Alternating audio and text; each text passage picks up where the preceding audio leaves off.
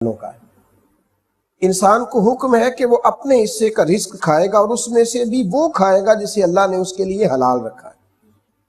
مومن جب روحانی زندگی گزارنا چاہے گا نا، مجھے عبادت میں لذت ہو، سجدے میں کیف ہو، تلاوت قرآن میں صحیح کر سکوں، میرا دین کے ساتھ وابستگی والا رشتہ ہو، وارفتگی والا، تو اس میں شرط یہ ہے کہ اس کا رزق حلال ہو، اس کا کھانا طیب ہو، وہ اپنی چراگاہ سے کھائے، وہ دائیں بائیں کسی جگہ منہ نہ مارے۔ قرآن مجید کی سورہ بقرہ کے اندر اللہ کریم نے فرمایا یا ایھا الذین آمنوا کلوا من طیبات ما رزقناکم، فرمایا اے ایمان والو ہماری دی ہوئی پاکیزہ چیزیں کھاؤ۔